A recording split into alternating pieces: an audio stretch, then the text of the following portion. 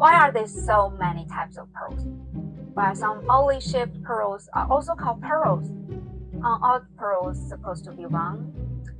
I want to buy a pearl necklace for my mom or my wife, but how do I choose the right one? Or maybe I would like to get a pearl jewelry for myself, but why do pearls that look so similar but have such different prices?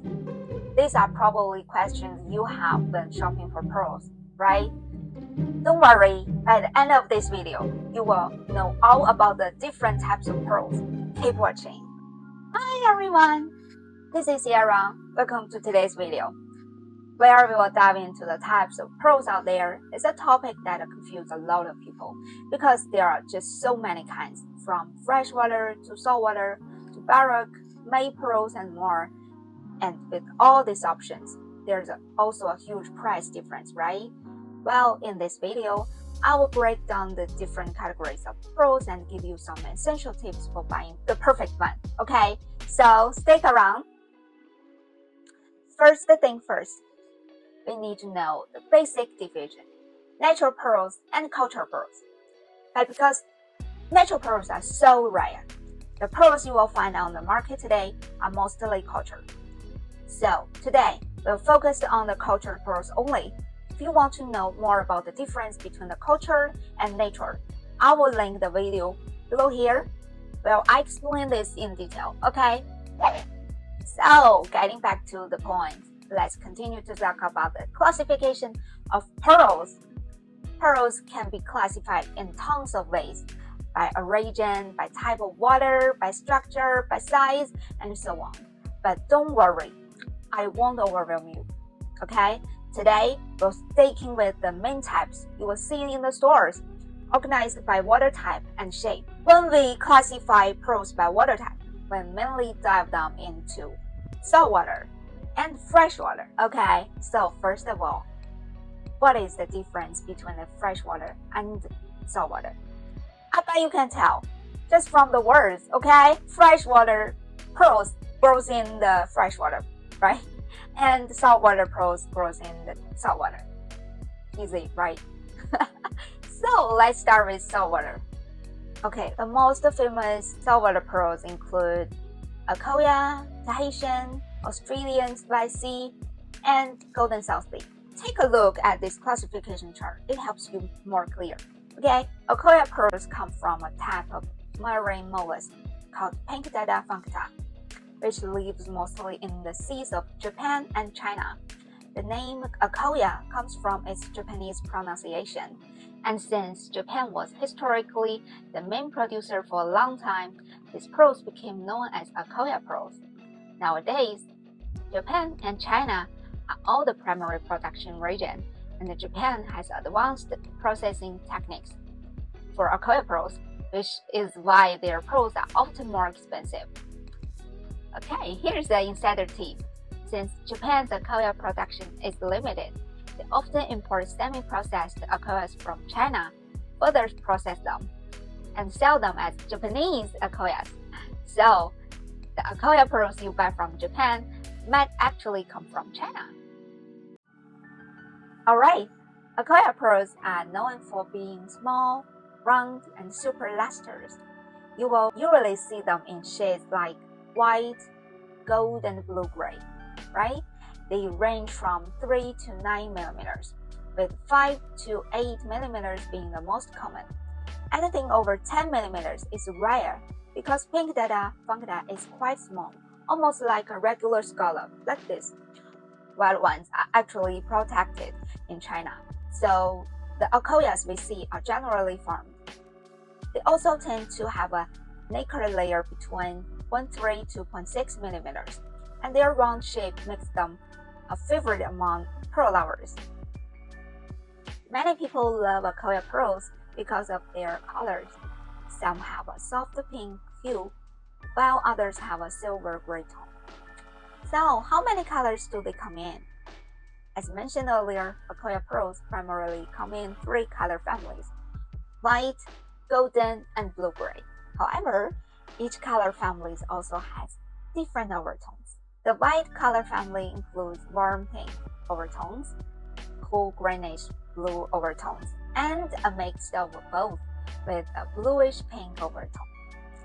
The top-notch white Akoya pearls are named Alula Hanadama by the Pearl Science Laboratory in Japan, meaning Aurora flower pearls.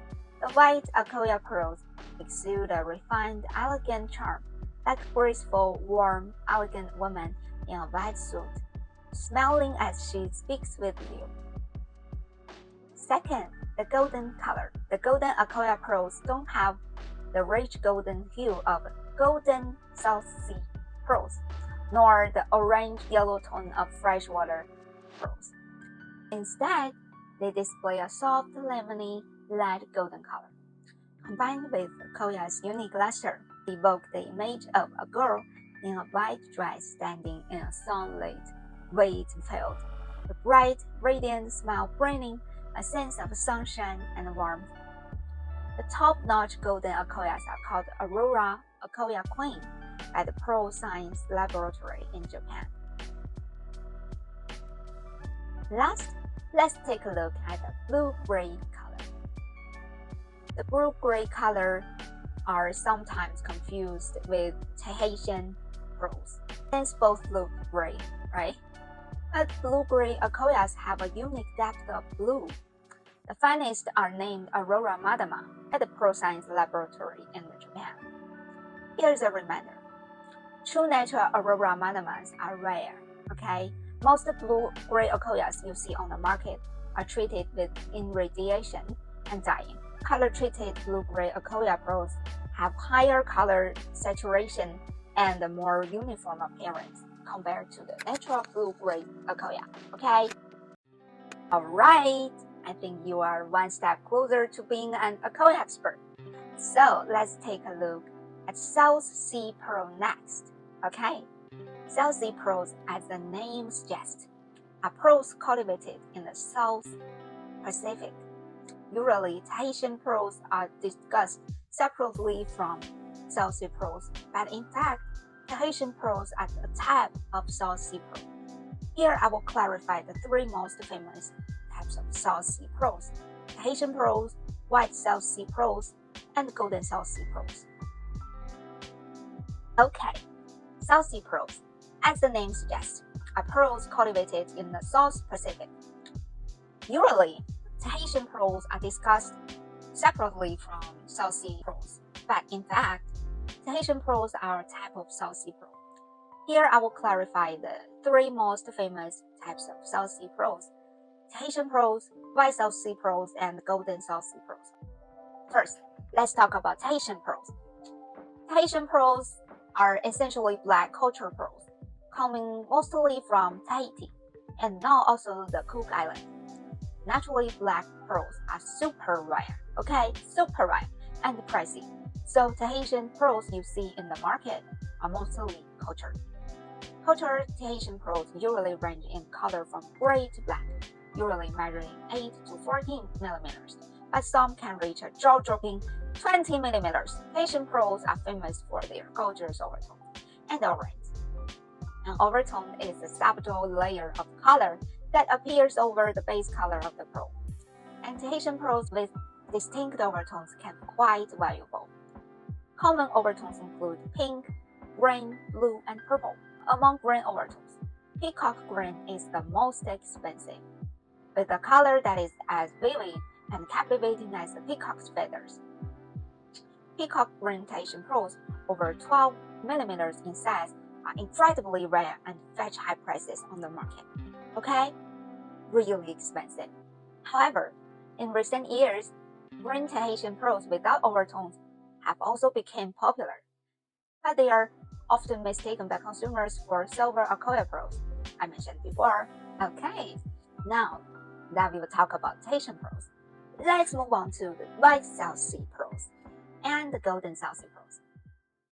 The most famous of white South Sea pearls is the Australian white pearl.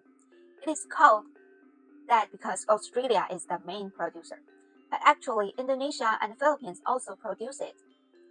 White South Sea pearls are usually quite large, which is why they are often called the queen of culture pearls. These pearls come from a type of oyster called Pink Data maxima, Today, any pearls produced by this oyster are considered South Sea pearls, and their production areas include Australia, Indonesia, the Philippines, and Myanmar. In the past, Myanmar used to produce the finest South Sea pearls, known for their silky pinkish white luster. However, due to recent political and economic issues, the workforce in pearl farming in Myanmar has decreased. The quality has declined. So these pearls don't have the same market advantage anymore. With Australian white South Sea pearls making a strong entry into the market, Australian white pearl has become a standard for high-quality white South Sea pearls. The average diameter of Australian white pearls is 13 millimeters, the largest average size for pearls worldwide, with record working size even reaching 21 millimeters. While the base color of South Sea pearls is white, they are also known for their beautiful overtones, similar to Tahitian pearls. These overtones can be warm and cool tones. Cool tones include silver, aqua, and bluish white, while warm tones include pinkish white and yellow. While among these, silver and pinkish white are the most valuable, while yellow is generally cheaper. But remember, this price difference are mainly due to availability and market preference, not quality, okay? So if you like yellow tone white South Sea pearls, don't let the market price change your mind, okay? Japan's Pearl Science Laboratory calls the top grade white South Sea pearls Venus grade, Venus grade, for their goddess-like beauty. Okay, finally, let's talk about golden South Sea pearls. These are the rarest and scarcest pearls in the South Sea pearl family. The main source of these golden pearls is the Philippines, okay? With smaller quantities also found in China, Indonesia, and Myanmar. The highest grade for golden South Sea pearls, according to the Japan Pearl Science Laboratory, is called tea gold. This level means the pearl has a rich, vibrant golden color with a green overtone.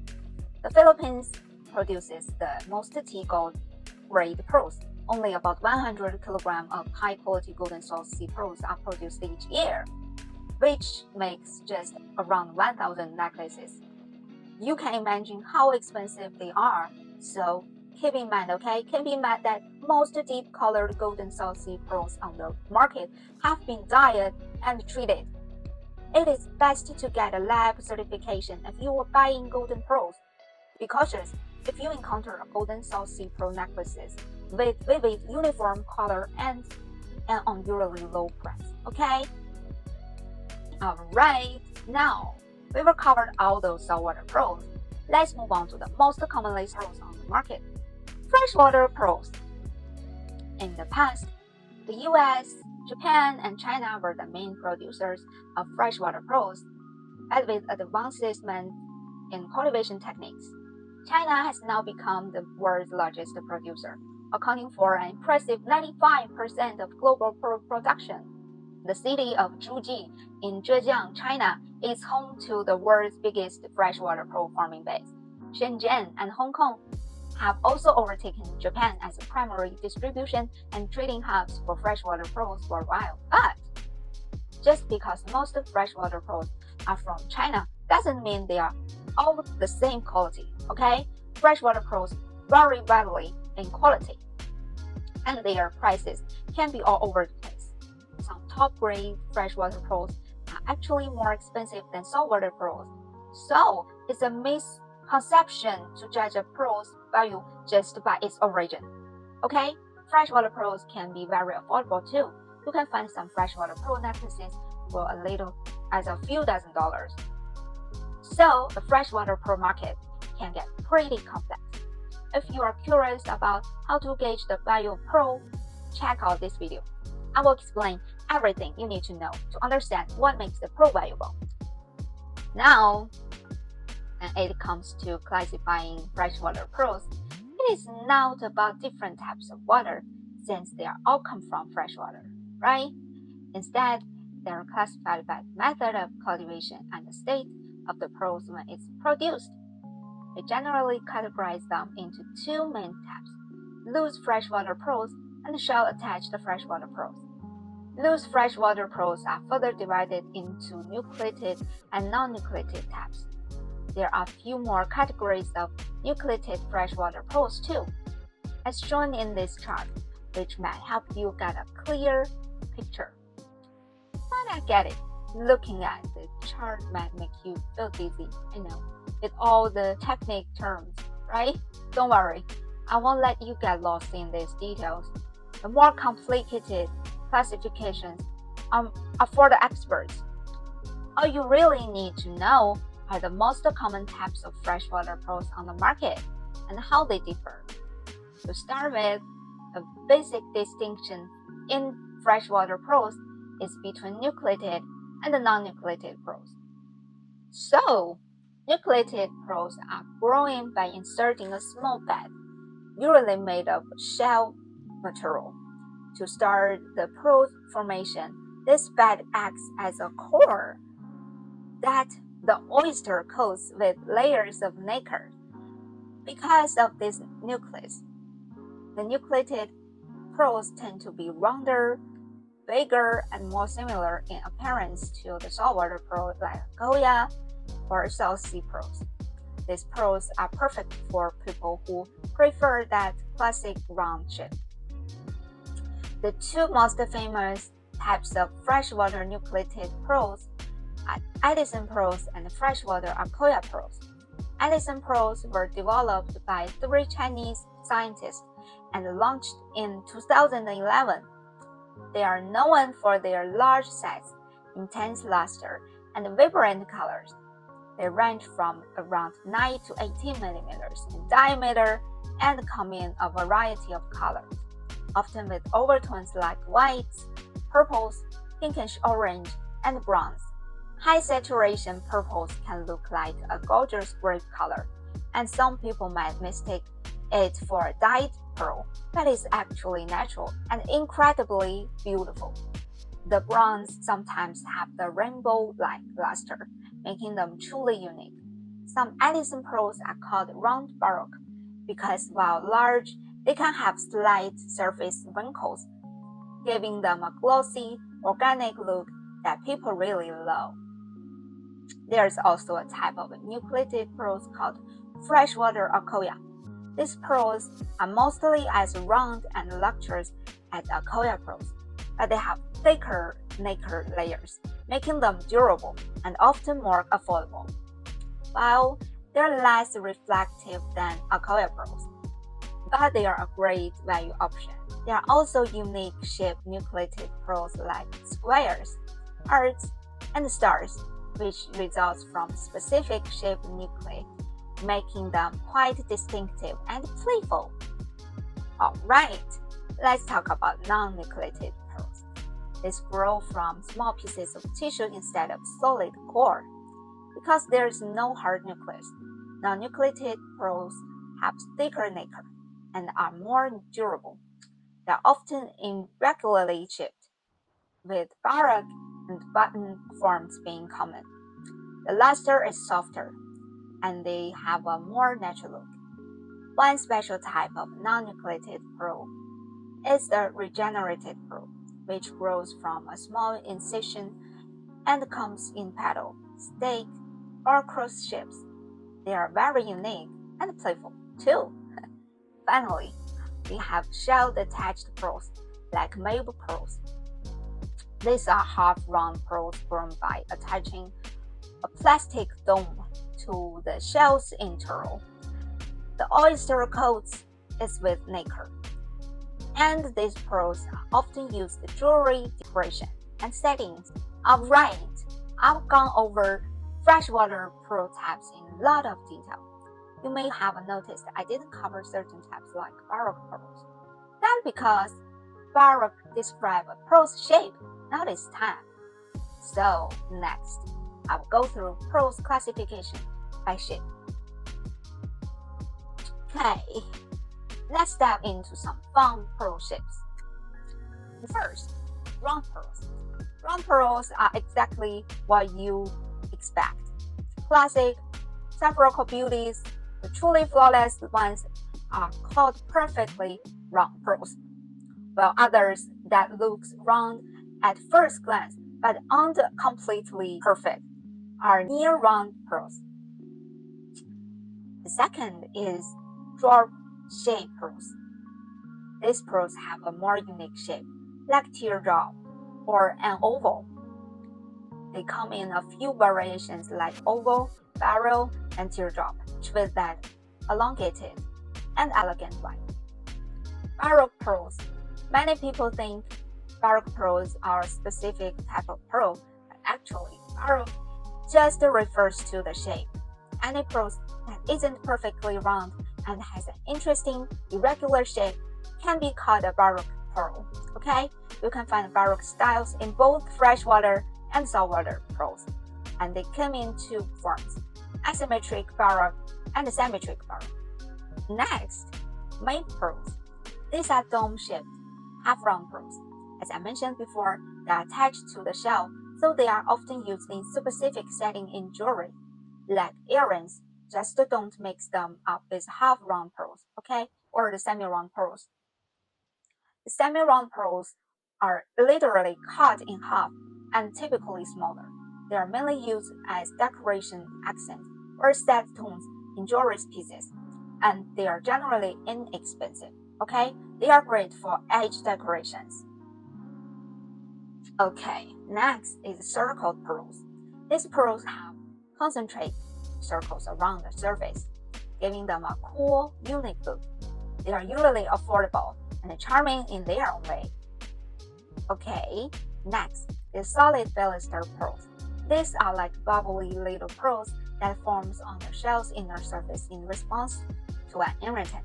Solid baluster pearls are known for their unique texture and are popular in creative jewelry pieces. They are mostly formed in Tennessee's freshwater lakes in the US. Okay, next one is baby pearls. Super tiny, adorable pearls, less than 2 millimeters in size. Okay, super tiny. And it's cashew pearls. I love cashew pearls. Cashew pearls are fascinating because they are formed naturally. When oysters reject the implanted nucleus, most cashew pearls are Baroque shaped. They are popular because they are seen as naturally made accidents, right? I love it. Button pearls. Button pearls are often rounded on one side and flatter on the other, which makes them especially useful in earrings and rings where a flat size helps them sit closer to the ceiling. Okay. Alright, that's it for today. We went over pearl classifications, diving them by water type and by shape. If you found today's content is useful, please give me a thumbs up and feel free to ask any questions in the comments. Okay? If you like my content, don't forget to follow me. I will keep sharing more about the pearls and jewelry knowledge in upcoming videos. Bye bye!